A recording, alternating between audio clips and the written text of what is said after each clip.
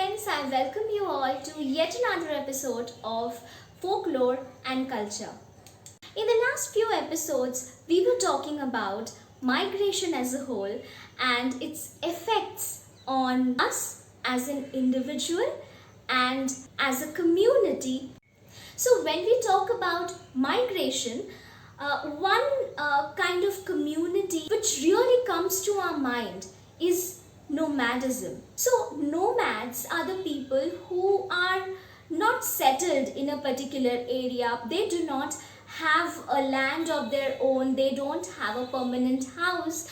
They keep moving and shifting to different places. I feel history is something which gives us a lot of information about what we see today and why it is like that. Let us talk a little bit about the history of nomadism. Nomadism actually dates back to pre-Neolithic period. So we hear that a lot of people living in pre-Neolithic periods were hunters and gatherers, and that's the reason they had to shift from one place to another, travel from one place to another, so that they can get constant flow of food.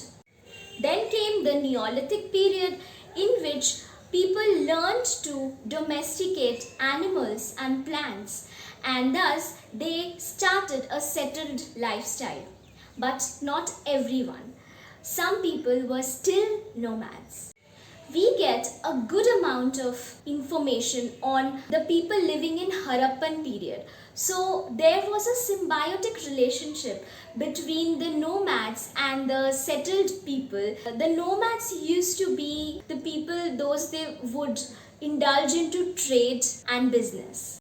Then came the Mesolithic period, in which there was this interesting place called urban centers. So these were business centers where the traders or the nomads would come and be a part of the trade. They would offer their services, they would entertain people, and they were in a serious symbiotic relationship. There were good trade relations between the nomads and the settled people.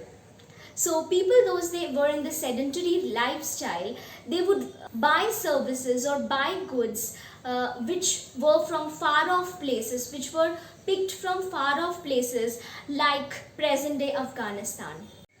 Then came the Vedic age. We get a lot of information about how people were living in the Vedic age through the Rig Vedic hymns. So we know that the society was predominantly pastoral, as well as there were a lot of nomads.